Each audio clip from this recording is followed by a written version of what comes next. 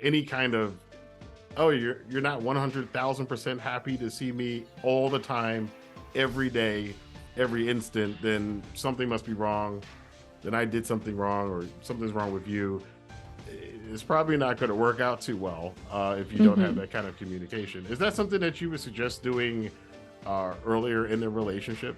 Right. So like early in a relationship, if you start noticing, if someone's less excited to see you one day, or if they're a little bit more withdrawn, I think it's okay to just acknowledge that and just say, are you okay? Like, I just noticed like you're a little off today, and not kind of take it personally if someone's acting a little bit differently.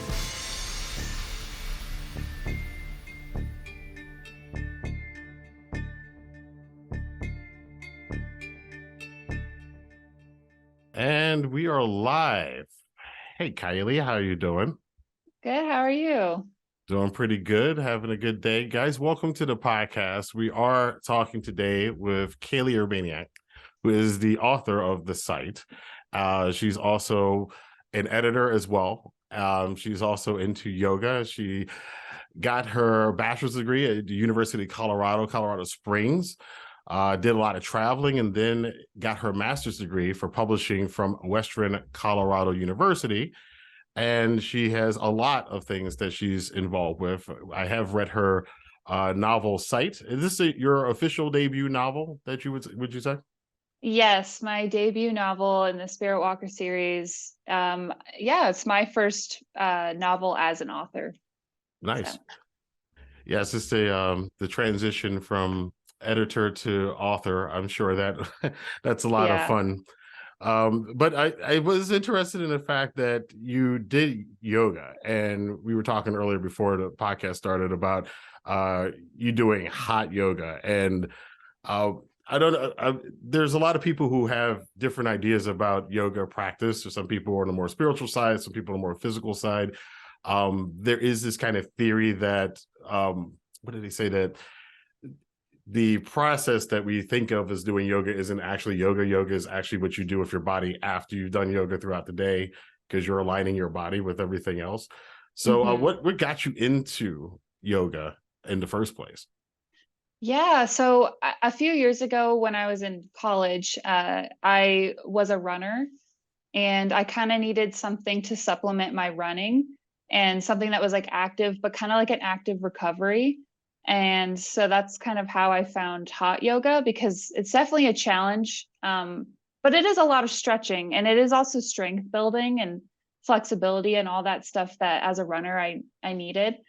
And now I'm not so much of a runner. I'm more of like a yoga Pilates type of person. And yeah, I just really fell in love with it. I think with hot yoga, especially, it's really hit or miss. Like some people will just fall in love with it, and other people will be like, ew, I don't want to be in a 110-degree room with the humidity turned up. I don't want that. So yeah. But it's like about that mind body connection, like for yoga as a whole. And yeah, it's also a workout thing. And obviously our idea of it is different than how it was maybe intended to be. Right. Yeah. So you said it is a mind body thing. Do you find that kind of, because when you're writing, and as we all know as authors, and when we're creating stories, because we're essentially storytellers, and there is kind of this, it's kind of like music too. There's kind of, you have the strings, you have the drums, everything else, and it's kind of all of these things mashed together, and they kind of have to fit together to make the music. It's kind of the same thing with writing.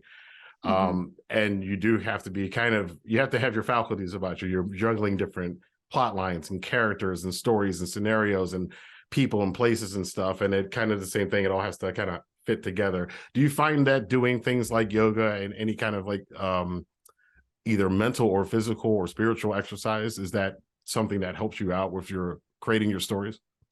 Absolutely. I think it helps in a lot of ways. For me, I feel like I get a lot of great ideas. It kind of boosts my creativity when I'm in a class like that. When I'm not supposed to be thinking about writing, I feel like sometimes that's when the ideas come.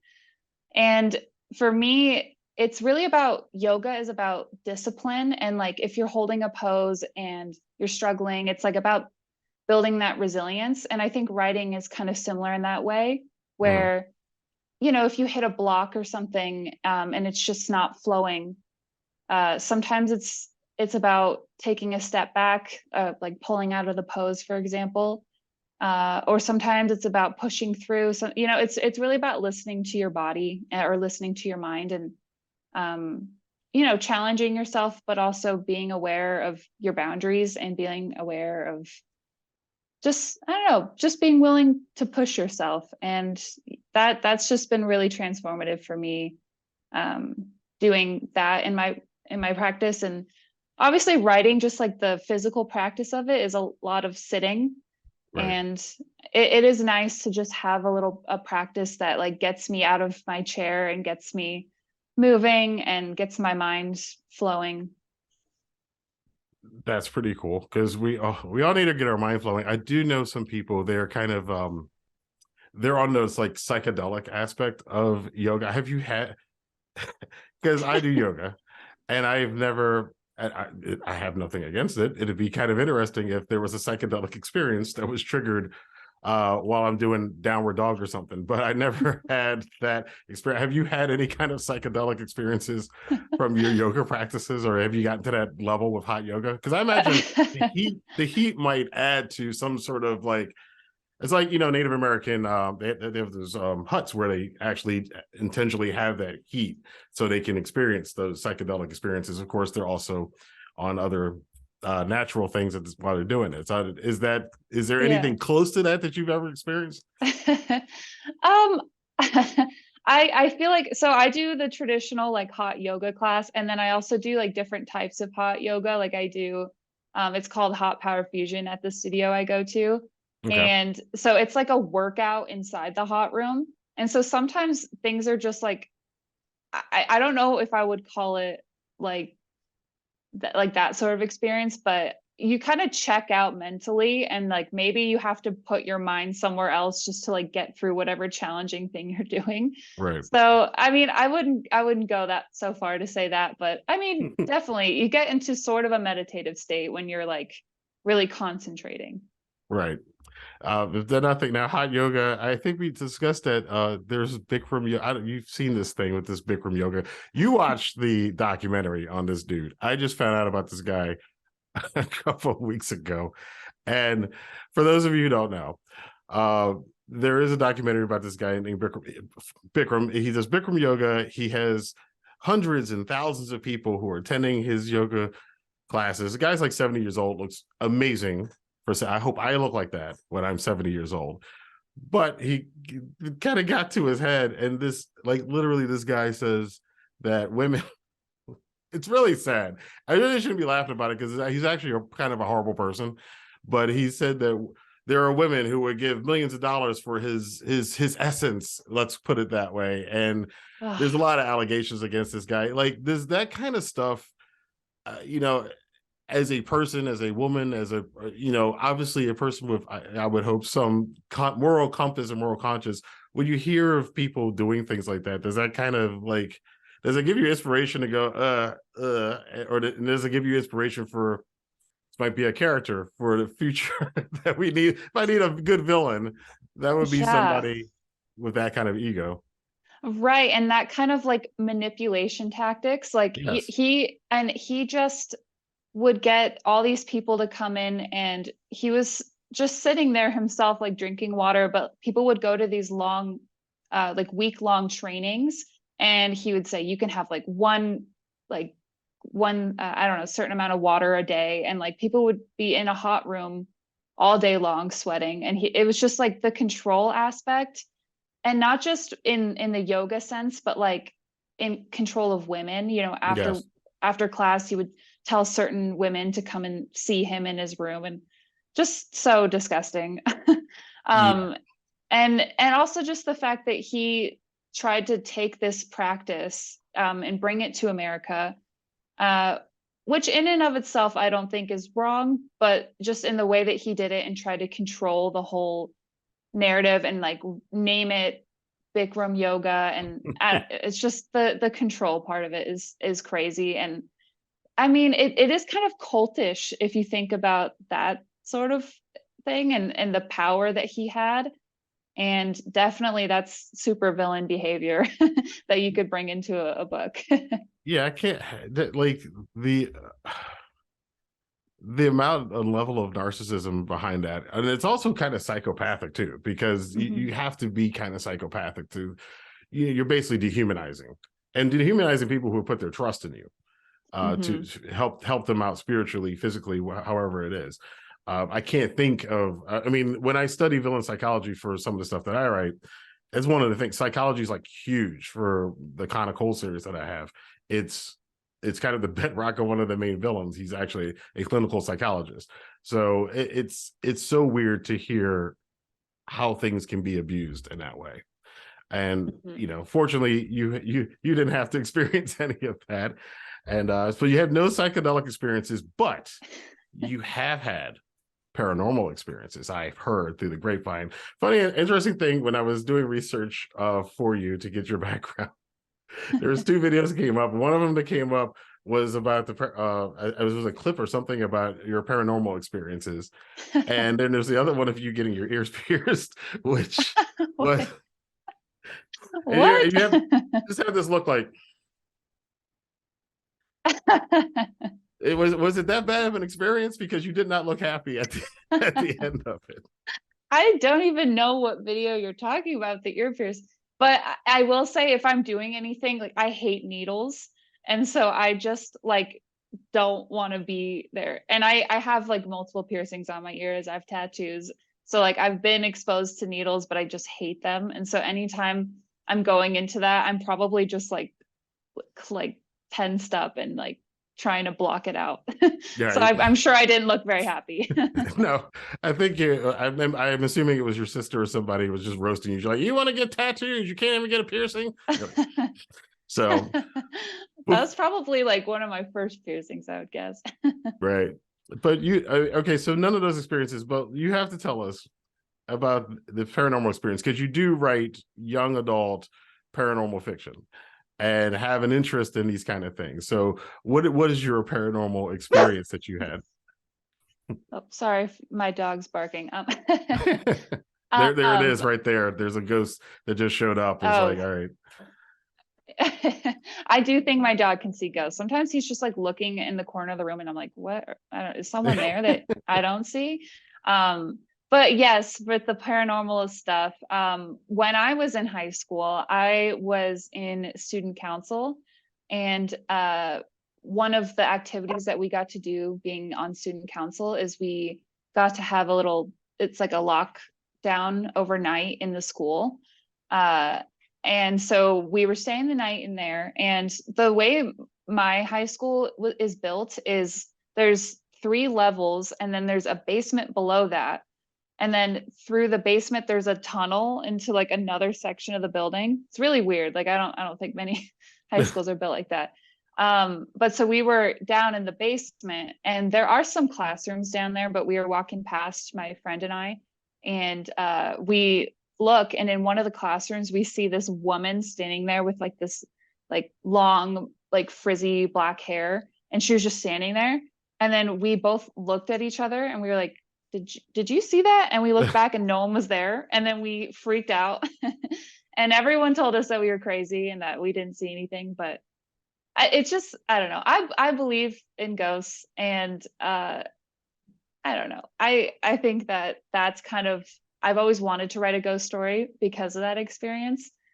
And I've also heard crazy ghost stories from other people growing up too. And so all of that combined is what kind of inspired me to go in this direction. So yeah. Did you, when you saw this woman, did you just go, oh my God, she's this crazy woman is in the basement, or that's a ghost? Or did you say hi? Or did you do an EVP? Did you do any of these kind of, because I would do like inspiration from ghost adventurers.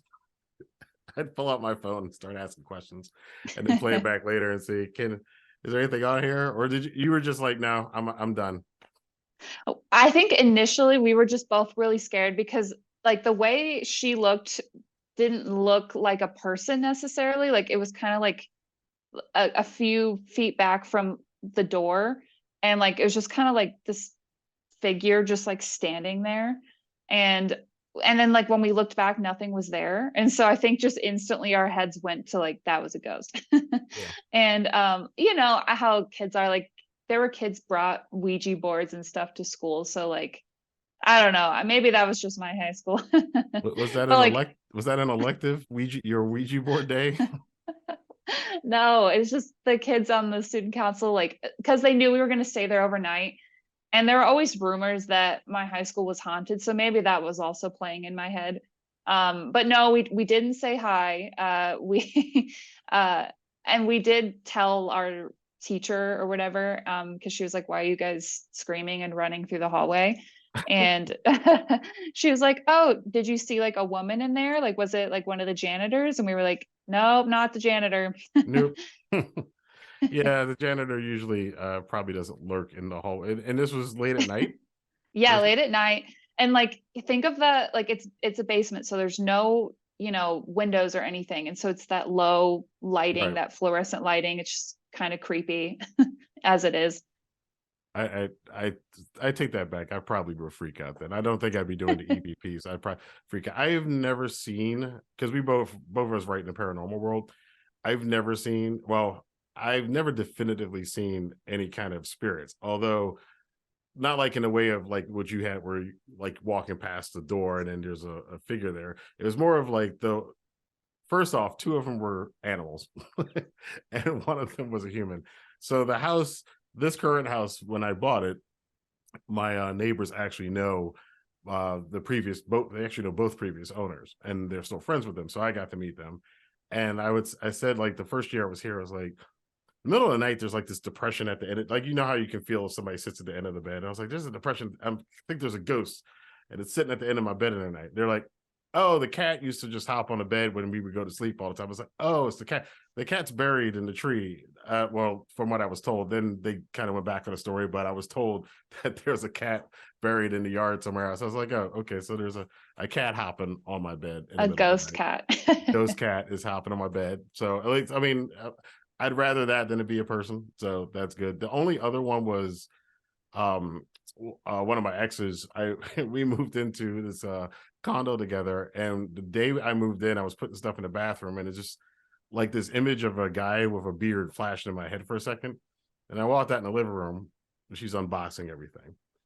I'm like, no, I just had this weird thing, and when I went to the bathroom, it's like I saw a guy like a beard, and he was kind of this tall and whatever. She's like, "Oh, that's my grandfather." I was like, Wow. "Okay, so he's checking me out. All right." So, yeah, that those are my only paranormal experiences. I don't think I want anything. At least those were in sunlight and daylight, and with animals. Yeah. Creepy women in basements, not so much my kind of thing. Yeah. And well, I mean, I don't know. And there's other experiences too. Like, you know, have you ever been to like a psychic medium or anything like that? I have not. So, tell me about your experience. Well, I've been to, I don't know, my family is big into like tarot cards and things like that. So I've been to several psychics and tarot card readers and things like that. But one time I sat down just to get my tarot cards read. And the lady was like, oh, I'm also a medium. And I hope you don't mind, but there's like a male presence like here. He's like an older gentleman. And I was like, oh, okay. Like, who is that? And the things that he was telling her, um like this is such a random thing, but with my grandpa, whenever we would visit, he would always make us or take us to go get ice cream. And it was like he's being really encouraging about like my books and things like that. And then at the end of the conversation that she was hearing, he said, make sure you go get an ice cream cone today. And I was like, that's Wow. a super strange connection. Like, I don't think she was just saying this at that point, because like, why else would you bring up the ice cream cone thing? So I think that I talked to my grandpa at one point through a medium as so, yeah. Well, again, nice to know that the grandpas are watching over us Yeah. from beyond. They're like, get that ice cream. And Yeah. so you've had these paranormal experiences and writing, and how much of this kind of bleeds into any kind of storytelling you're doing? Because you do write young adult paranormal. I did put a ghost in the high school. Like I liked that idea into my my book. I didn't necessarily make it the same type of situation that Right. I was in personally. And I think the rest of it though is all just kind of my imagination, and like I do love watching those like ghost hunter videos, so maybe I get some inspiration from that. And I don't know, kids in my town especially. So the town in my book, Katori Springs, is based off of the town Manitou Springs, which is Okay. a real place in Colorado. And there it's like kind of understood that at night it turns into like a ghost town and there's ghosts everywhere. And you know, as a kid, I'm like, oh my gosh, I believe it. Uh, and so that's kind of my inspiration for the town. And so I kind of took some stories from people that live in Manitou Springs, and they've told me these ghost stories. And so a lot of those did make it into the book. Um, and also, you know, you read the book, it kind of starts out with this mention of the coffin races. Right. And that's a real event that takes place in Manitou Springs as well. And it's based on this woman who passed away, was buried up in the mountains, and then her coffin fell all the way down the mountain. And so now they recreate it with coffins and they dress up as her. It's weird. That, But yeah. so I mean, I took a lot of inspiration from that town and all the weird quirks and like all the ghost stories that I've heard coming from that town. When I die, depending on how I die, I want to be honored in which, especially if it's a very weird manner, that every year there'll be a recreation of the way that I die. But that's an interesting, and that like it's like you said, it is in the story that you're telling the site, and we're not going to give away anything, but um, I did find some of the quirks in of the characters and some of these quirky things about the area that the area that they live in, and how life works there, because you're from, I believe, I guess, a Midwest Western background, I guess, and I'm an East Coast kid, and it's they're slightly different. There's some things that, you know, I'm like, oh, that's interesting. We don't have, it's not quite like that over here on our side of the world. But one of the things that you definitely got down, because it is also not, it's not just paranormal, it's young adult, Mm-hmm. and it's the young adult relationship that I found with the main character Marceline and Tag, who is her love interest in the story. And the thing that really it's funny because it struck me because you read Tag at the beginning, and he is football player, football star. You know, the dad's kind of like, but then the kid, he's good at football. He wins the game, and dad's like, all right, you know, yeah, it's fine, Yeah. it's fine. And like the interesting thing is, I don't know if you found this, but typically speaking, like recently, I have noticed that characters like I would like even in the recent Velma series, and now we're getting into dangerous territory here. The recent Velma series was, and there's Scooby Doo right there. As Hey. I grew up with Scooby Doo because I'm a '90s kid and a Gen Xer, and then, you know, Fred was the strapping, you know, and I got that kind of feeling from reading the story too, because it was like Ghost Adventures. There's this quirky group of kids, and he was kind of like the Fred. But now a character like that, there's a tendency to kind of make them the butt of a lot of jokes now instead of who he was. So I'm reading and I'm like, I was like, okay, when is she going to make him the idiot? When is she going to do this? When is he going to cheat? Oh, here it comes. He's going to cheat. Oh, well, okay. Well, you know, so did that kind of come into your mind to think when you were writing this character in particular, like he's the hot guy, he's the prototypical football star, and should I make him this way or should I make him that way? Yeah, I think it's funny that you thought of him in that way and you were like expecting him to take a totally different path, because for me, I always wanted him to be that character for Marceline that she could rely on, like in this world where everything's crazy and she's finding out that she has these powers, she can talk to ghosts, and she's meeting all these other people, and her perceptions of everybody else is changing. I wanted him to be like that kind of constant support for Right. her, and so I didn't want him to be like the butt of any joke, and I kind of like that though. Right. Maybe. But my editor, when she was reading it, she's like, I just really liked him as a character being just like that rock for her. And being kind of leaning into the stereotype a little bit. And like I definitely felt that leaning into like the jock Right. stereotype and just like nice guy. But I don't know. I don't think there's anything wrong with having like a nice YA love interest. Yes. I mean, It's just kind of, yeah.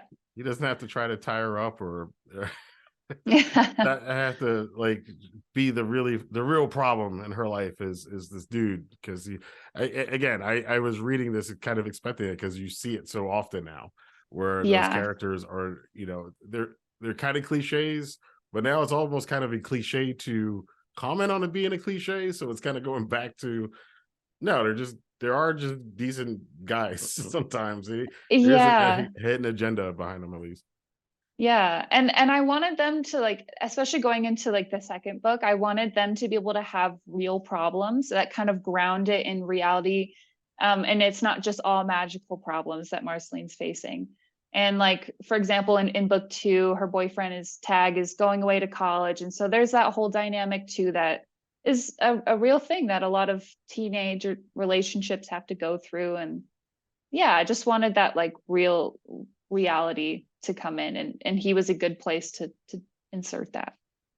Yes, and since he is, you know, again, he's the strong strapping type, and Marceline's kind of, she's, you know, kind of off on the side. She's like it's not really stereotypical because you actually rarely ever see it, even though people think they see it a lot, of the kind of the nerdy girl, but she's attractive, but she's a little nerdy, and then there's the jock guy. And you know, is there anything that you drew upon about have you known from any friends or anything that here's, hey, nerdy girls, see what Marceline did, she got tagged, Yeah. this is how you get the hot guys, girls. Yeah, well, I think that that's a common thing for girls, or well, not just girls, anyone to like, especially when you're younger, to put that person you have a crush on a pedestal and be like, oh, they would never like me, like I'm not cool enough for them, I'm not attractive enough, or you know, whatever it is. And Right. so I think that especially as a reader, like it's kind of satisfying when that person who thinks that, oh, this could never happen, when it happens. Mm-hmm. And I think that part of that is that she wasn't afraid to be friends with him first. And I think that like if you put people on this pedestal and you're like, oh, they'll never like me, and you like don't talk to them, it's not going to work out if you don't put yourself out there. And what Tag really liked about Marceline was that she was really nice, and that she, you know, cared about her friends. And yeah, and so those are qualities that he liked in her. And obviously her looks are, you know, he liked how she looked, but he also just liked who she was, Right. and that she put herself out there. So yeah. Yeah, so that is the secret. It's a secret sauce, everybody. Have you seen these? I didn't even know this was a thing, that there are people who they shoot their shot. I'm older, so I don't do all this TikToking stuff. But there are people like, I'm going to shoot my shot at some random person on social media just to try to win a date with them. Have you seen any of this? Yeah, I have. Oh, gosh. Do you know anybody who has done this? No, I don't. I kind of, those videos where like, I also hate those videos where like the guy's just out and they're like, oh, can you like give me your best like pickup line or something? Yeah. And like, oh, but I think that you don't have to do any grand gestures to like pick someone up, you know? Like I don't think Marceline really did anything super crazy to get Tag to like her, other than just be herself, Mm-hmm. which is kind of crazy these days. Like usually there's always something that or like people think that there has to be something big to draw someone to you, and that's not always the case. Yeah, she didn't have to go through any Instagram filters to get her love interest to take interest in her. Again, but you also show a lot of teenage miscommunication, because that does happen. It happens in every relationship, but especially when you're teenagers, and then you're jumping to conclusions because you see something, or then somebody isn't all, hey, how are you, and they're kind of in a bad mood, and then you go, oh, I mean, is that, like, I don't know what your dating experience is or what your dating life is, but is that something that you can, like, based off of things that you've had from your experience when you were dating, in your dating life, especially in high school? Yeah, and I think that that's true just between friendships too, especially in high school, is like just reading things wrong, like, and also not communicating when you need space, and then reading that space as like, oh my gosh, they're mad at me, or like I did something wrong. And so I wanted to, again, like with that like adding that touch of reality in there, and Marceline and Tag do have their struggles where she thinks if she sees him talking to his ex, that, oh, that means that he's gonna go back to his ex and leave me, or he thinks that like when she's pulling away that something's wrong. And I mean, he was right, something was wrong, but it Right, wasn't right. anything wrong with their relationship.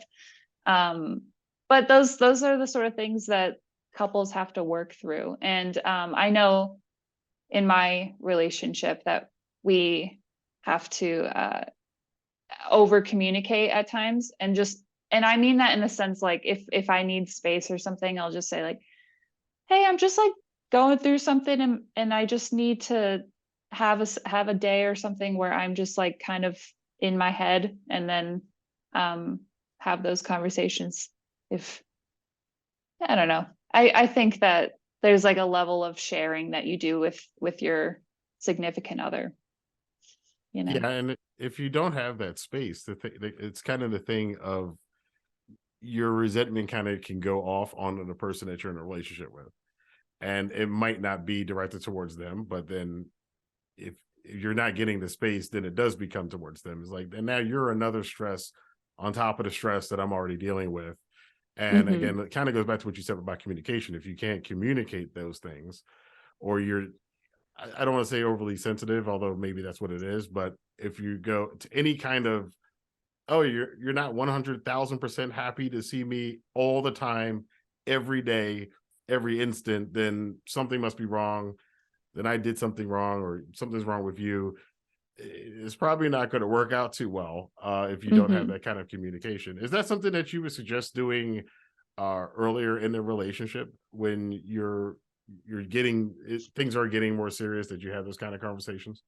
Right. So like early in a relationship, if you start noticing, if someone's less excited to see you one day, or if they're a little bit more withdrawn, I think it's okay to just acknowledge that and just say, are you okay? Like, I just noticed like you're a little off today. And not kind of take it personally if someone's acting a little bit differently. Because, obviously you're a big part of their life if you're dating somebody, but their problems aren't all centered around their relationship. We're Right. all people, we're all humans, we all have issues and problems that in every aspect of our life. And sometimes just checking in is enough to open up that conversation. And sometimes it might just be you understanding who you are and just saying like, hey, I know that I need space, or sometimes people need to vent, or whatever it is that you need when you're going through a problem. Letting your partner know, or your significant other know. I think that's just a great way to improve your communication, Yep. because those things are going to come up, and it's not always going to be happy 100% of the time. It's not going to be happy 100% of the time. I know. We were lied to. I was told it's happily ever after, man. What is this? And it's funny because that's a storytelling trope. And like, how do you find yourself when you're writing, sometimes maybe I'm steering too much towards a trope, and maybe I need to, here's where I need to, and then here's where I can kind of go off the path a little bit. Hmm. I think I think tropes are there for a reason. I like using tropes here and there, as long as you're not using them in excess. Like, it's not like everyone can predict every little thing that's going to happen from this point on. I like personally to use a trope and then lead someone to think that, oh, it's going to end this way, and then you can go the other way. But you have to deliver on some tropes. You know, there's some things that I mean, you can't just like give everyone false promises all the time. And you know, there has to be some things that work out how the reader expects them to, especially in urban fantasy or in just fantasy genres, where there are a lot of tropes. I think you have to deliver sometimes, but while keeping it exciting and putting twists on things. Are you suggesting that possibly a certain movie, maybe we'll call it The Last Jedi, you probably shouldn't subvert tropes that much, because people go in and going, I want to see this kind of movie, and you're going, you know, all that stuff you want to see. Throw that in the garbage. Literally doing that. And I mean, do you think like in a situation like that, or there, and there's not just to pick on poor Rian Johnson, he's been picked on enough, but but in situations like that, does it, when somebody takes something that you're expecting, I want this kind of experience, like when somebody's reading the site, I know what I'm getting into because YA paranormal fiction, I see the cover, I know what kind of story I want. Is it good or bad storytelling to go, this is my opportunity to do something to stir up the pot? And like, is that the point of storytelling, or is the point to tell a story? I think there's probably multiple minds on that, or multiple thoughts and theories on that. I think sometimes, especially when you're dealing with franchises like that, or you're dealing with something that's heavily genre specific, to go in there and basically thumb your nose at your audience, which is what it feels like to the audience. You can just see the reactions online to it. I don't know personally for me if that's something that I would ever want to do. Do you think it's damaging, or do you think it's kind of brave to do and try to change the genre a little bit like that?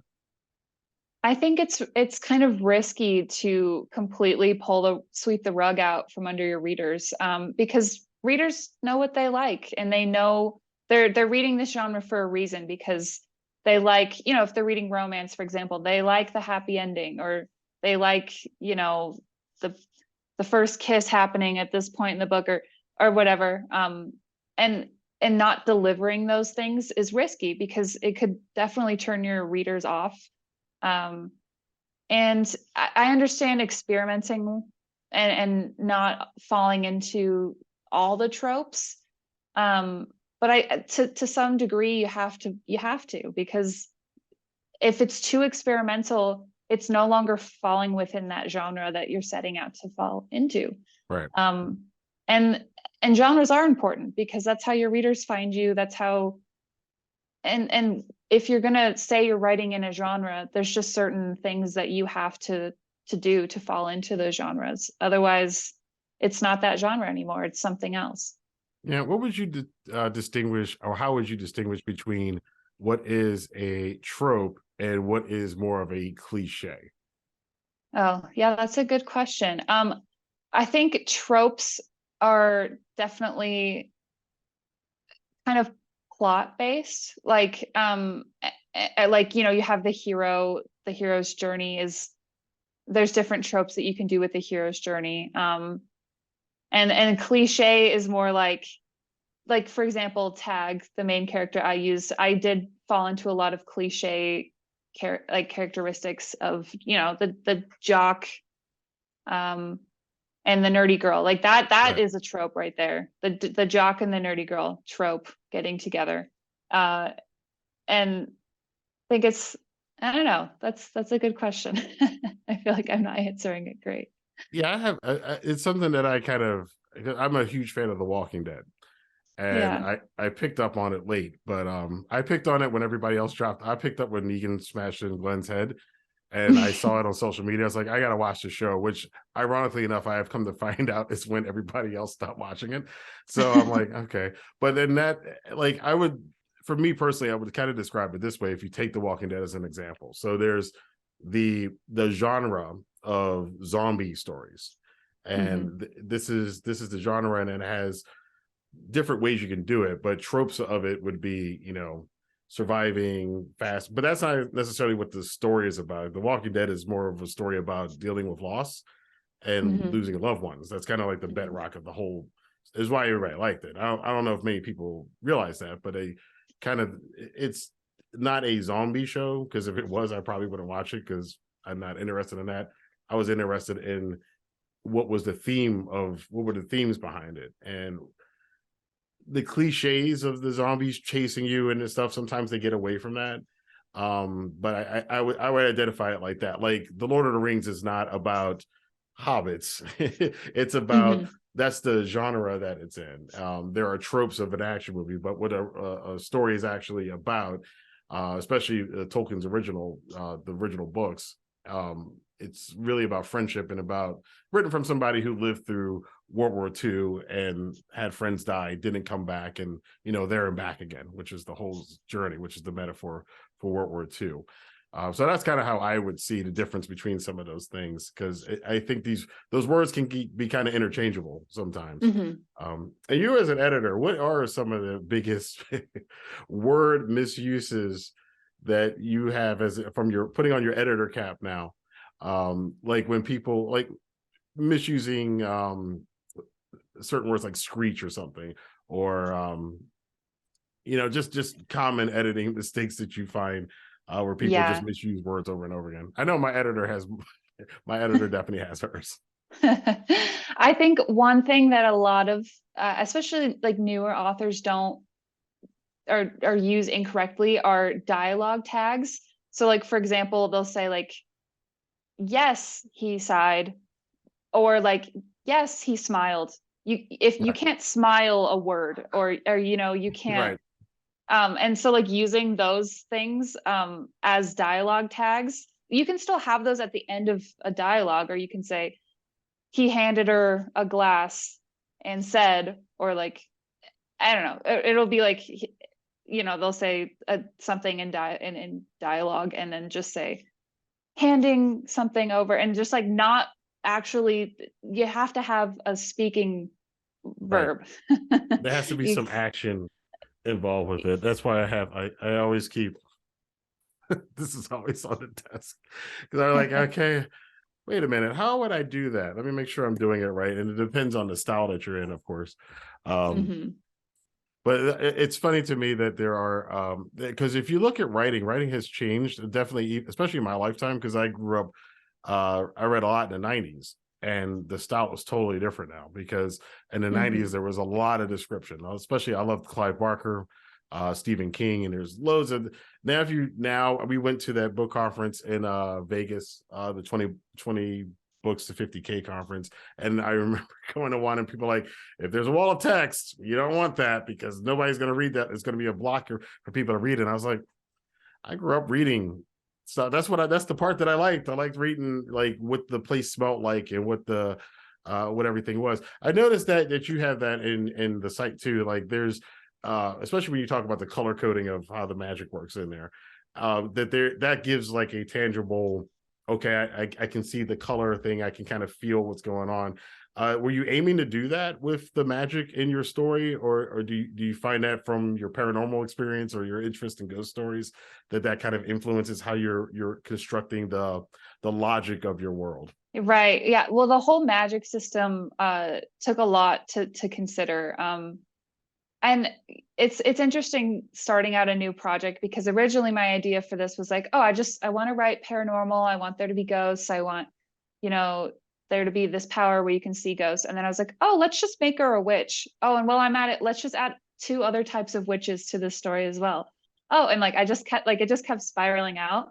And that's the fun part. But then you do have to bring logic into it and develop that system. Otherwise, it's going to all be a mess. And so I kind of had to make my like rule book and like make it tangible and make it easily understood by the reader. So like something like the colors is just, and like having these bands on the wrist and making it visual, I think is really important.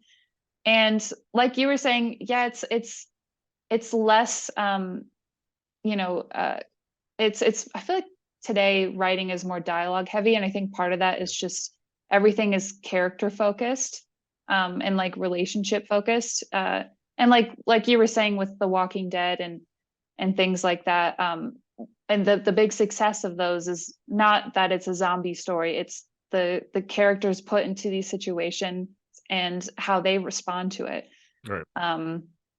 And so, yeah, just like putting, visuals to it and like making your characters feel real and making the magic feel as real as it can for a magic world is important. It definitely is important. And there's an interesting thing I wanted to talk to you about, because you were just mentioning the characters. Because so Marceline's got her group of friends, and that relationship, again, is separate from her relationship with Tag, comes across in the story too. And those friendships are very important, especially if you're having a female protagonist. And we are obviously, well, can I say obviously anymore? Probably can't. But I am a male, you are a female, but we both write stories with a female protagonist. And this is something that I've experienced, and I've experienced since I started writing the Con of Cold series. There are quite a couple people who are like, you can't write that story.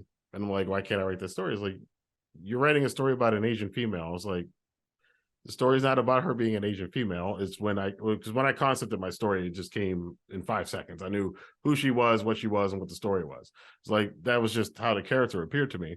But there are a lot of people who feel you can't write that. And I think there's a difference between when you're writing characters and when you're creating these stories with these relationships between people, that my focus in these stories is the relationships. They could be anybody. It could be, the story could be with 3 dogs, and I could write the same kind of relationship storyline with 3 dogs. It's the focus is on that. There is a difference between writing a story about a particular character, in this case a female character, and writing a story that is about being a female. Mm-hmm.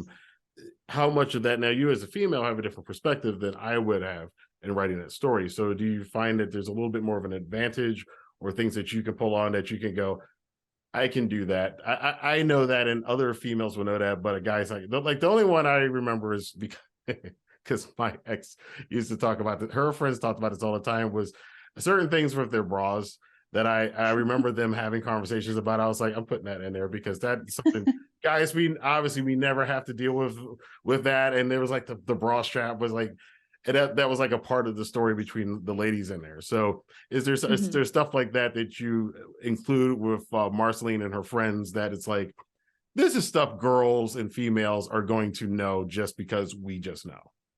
Yeah. And I like what you were saying is like, yeah, it doesn't matter necessarily who it is. It's just like, I mean, it's important who this person is. It doesn't matter like what, if they're male, female, like, but that does come into play with how this character experiences things. Mm-hmm. And so like, right. So it's a girl. And so she's going to have like, especially if she's kind of like an action, protagonist, she's going to have these things that come up that maybe a man wouldn't have to deal with in like a, in a fighting context. And yeah, I mean, everyone is different. And so every female is different. Every character has to have something about them that makes them feel real.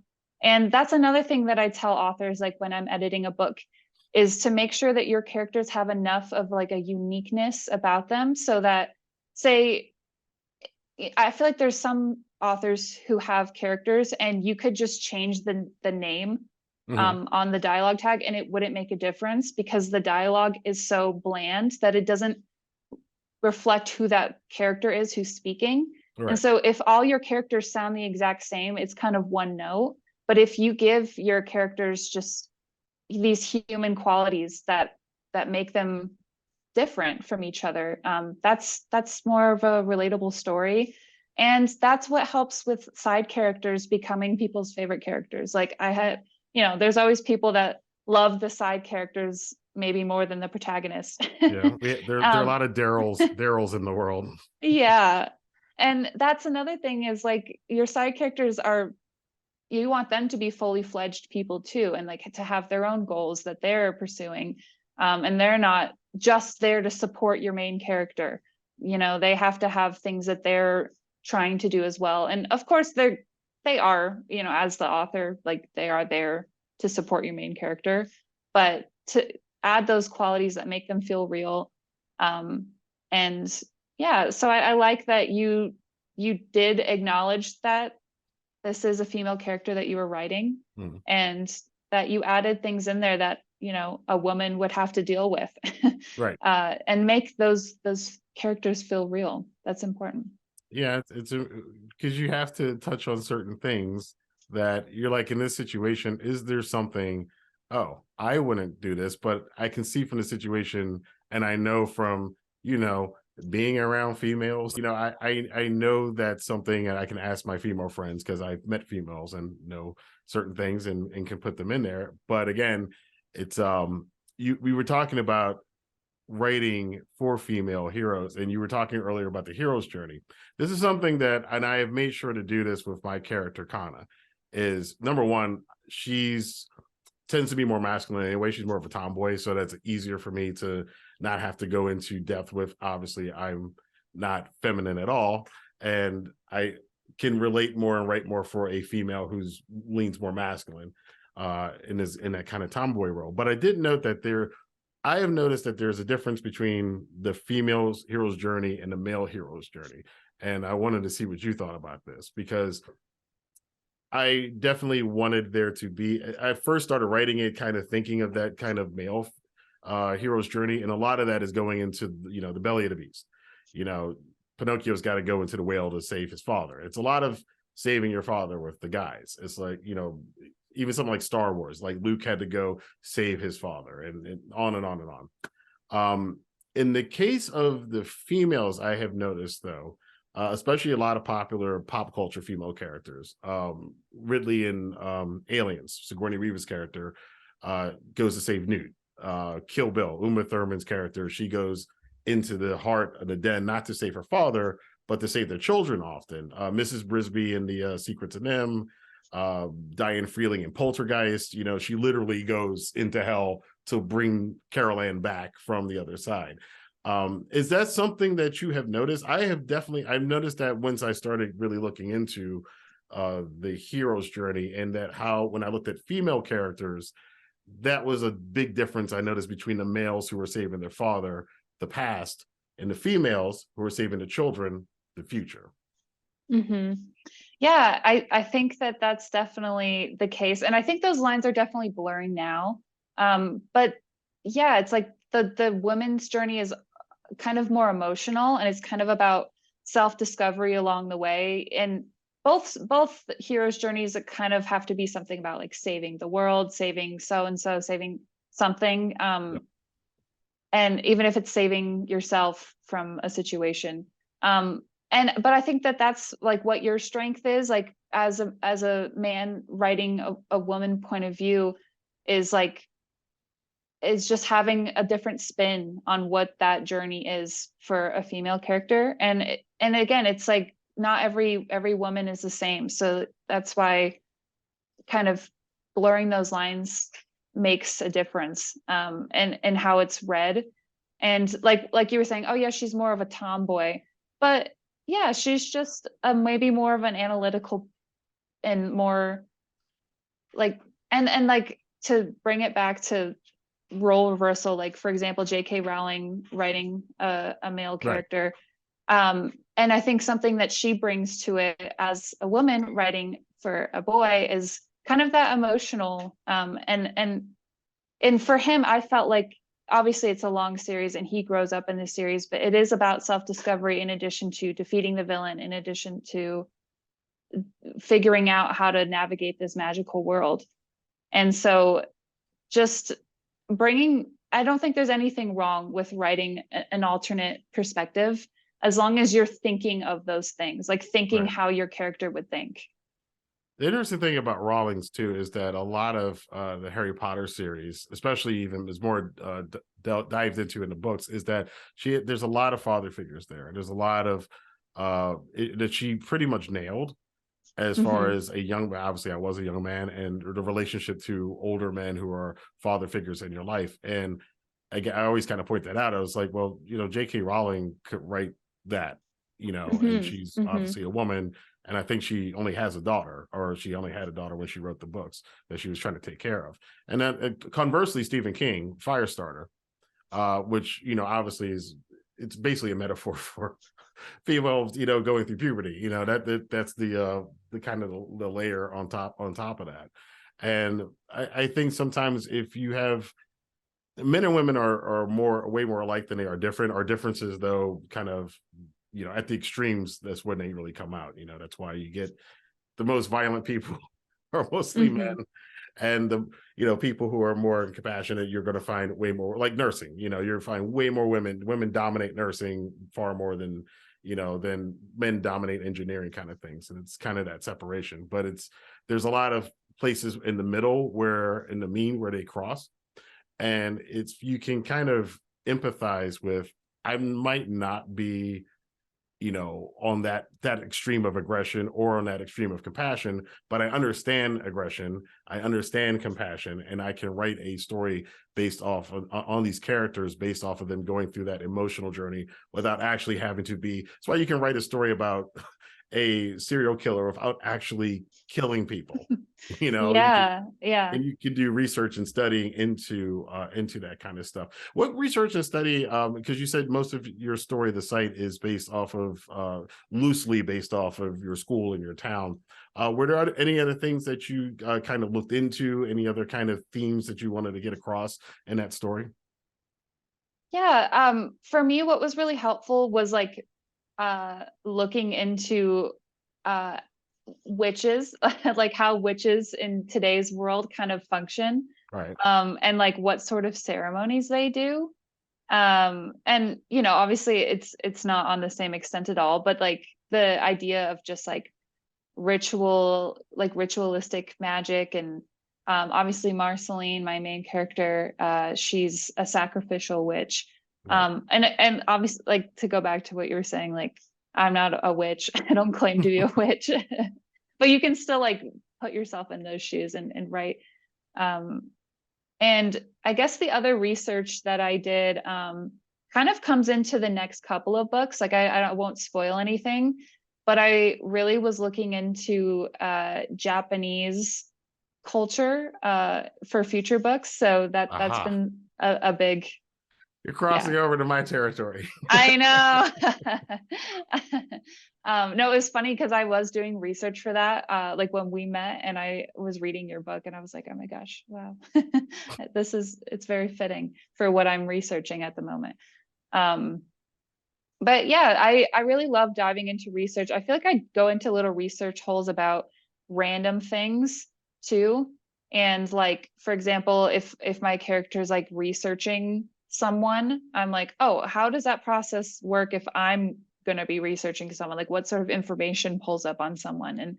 And just like adding those details in, and I don't know, I'm making it how it would be, like how a witch would be in today's world. Right. And there's because to speak on that, because there's the psychic that's in the story, the medium that's in the story, and I back to almost kind of to the hero's journey thing, and back to tropes. One of them is the paternal, and then they can be maternal. Although I was having a hard time thinking of maternal figures that were kind of like, as you mentioned, Harry Potter, Dumbledore, and the Lord of the Rings. There's Gandalf, and Obi-Wan, or whoever it is. There always seems to be those, but in the female journey, I was thinking about the stories and the books and the movies when I was doing research for Kana, and I was finding it hard to see where there was that maternal kind of Gandalf, where there was a maternal Dumbledore. It was always seems to be like the grandmother characters are a little bit, they're sparse, and they kind of appear for one point as kind of this oracle. And they usually die. They usually die. Yes. Well, they all die, because I think every single one of them dies. I think, yeah, they all die. Yeah. But I just found that interesting how the grandmother characters, you don't see too many of them in that kind of that wizardy kind of role. Theirs is a little bit more, like you said, emotional. Mhm. Is that kind of a trope that you're working with throughout your series, or are there any, because we don't give it all in the first book and the first story. Are Mhm. there those kind of things that you're like, okay, the next one, because we're always introducing new characters. Are you thinking about, okay, I'm gonna get this character in story 2, story 3, bring in this character to handle these certain kind of uh archetypes, I would say, in your stories. Mhm. I'll say in my stories, I lean more heavily on female characters. So like, you know, her kind of mentor is Amina, and she kind of does have that more, I guess I would say maybe more masculine energy. Yeah. And I kind of liked that for her, that she was kind of not emotional at all. She's like very much to the point. I guess she's emotional in the fact that she gets annoyed a lot. Right. But and I kind of wanted to have that sort of character to, yeah, so in future books down the line, her mother, Marceline's mother, will come back into play, and that's going to be a very different type of mentor or role model. And so just there's different things that different characters, different types of people bring to the plate. And yeah, like with all of those examples that you gave, like the Obi-Wan, the Dumbledore, the Gandalf, yeah, like they're there to be like that wisdom and to guide it. And it's also like a way for you to guide your audience to understand, to answer those questions that the reader might ask. Like that's what those characters are there for, to help guide your main character to understand something about themselves, something about their magic or the world that they're in. um, Kind of introduce this idea that, or this problem that needs to be solved, and then be that emotional break later on down the series, you know, that causes the main character to fall into a spiral. Yes, we know that trope and how Yeah, that all goes. and it is interesting how, because you said that they've kind of already been there, so they can get a little bit annoyed, and that's kind of like the mentor figures, like, and it's much more believable when you, like in your story, when you have a mentor figure, is like, really. Like, yeah, and then they've done it so many times, like, oh yeah, yeah, yeah, this, and it's all new for you, and again, Mm-hmm. the main character and us as the audience and the readers to be able to experience that. We don't know what this world is, but here's a person, here's our resource, and then they're going to let us Mm-hmm. know everything we think is either spot on or we're completely stupid, and what are you Mm-hmm. doing, rookie, get out of here. So Yeah. I do love those. I do love the fact that you have added that in the story, and I am interested in seeing where the mother goes, because that was the And part that was the big mystery. Not to give away anything, but it is a mystery in the mother-daughter relationship as opposed to the father relationship. Although I was thinking of what was it? Is it the Twilight series? I never read them. I saw one of the movies, and the father was kind of like, he was just oh dad, he's here, you're grounded. Yeah, yeah, he's I'm like, gonna leave town, dad. And then, okay, you come back home, you're fired. Okay, I'm still gonna do what I want yeah. to do, kind of thing. Yeah. I mean, like the parent figure, I feel like especially in like a young adult type of thing, it's like you need to have someone to like have consequences, but like they're Right. not really consequences. And you know, in this world where like there's much bigger problems, like Marceline was either going to, not to spoil anything, but at the end there's a lot of things happening that could result in people dying, and it's like Right. if you're grounded, you're gonna have to break your father's rules in order to save people's lives. Yep. But I think it's still important to have those relationships and add more tension, and like another thing that she's getting in trouble for that seems so small compared to everything else that's going on. And yeah, and parents are going to want to protect their kids. And even I feel like also it's a common thing in young adult for the parents to not know what's actually happening with their kid. Right. And like in any other circumstance, like being grounded by your parents like a big deal. But when you're dealing with, you know, witches and ghosts that are trying to kill people, there's Right. bigger problems than just like a small teen, normal teen point of view. Right. And I'm waiting for one of those stories. I'm just waiting for the parents to be like, yeah, we knew, whatever. It's like, you think they I don't knew know. this They're whole like, yeah, time. Yeah. yeah, we knew this whole time what you were doing. Yeah, whatever. I Well, we knew are this at whole time time. you were running off with a vampire, like in Twilight. Well, we are at time, so I do appreciate you coming on the podcast. Let the people know where they can find you on the socials and all those things. Yeah, thank you so much for having me. You can find me on my website. It's KaileyUrbaniakAuthor.com, or it's at Kailey Urbaniak Author on Instagram, TikTok, and Facebook. Cool. Thank you very much for joining us, Kailey, and we will see you soon. Congratulations on the book, too. Thank you so much. Yeah, I'm so excited for the rest of this podcast series. It's going to be awesome. Thank you. See you guys.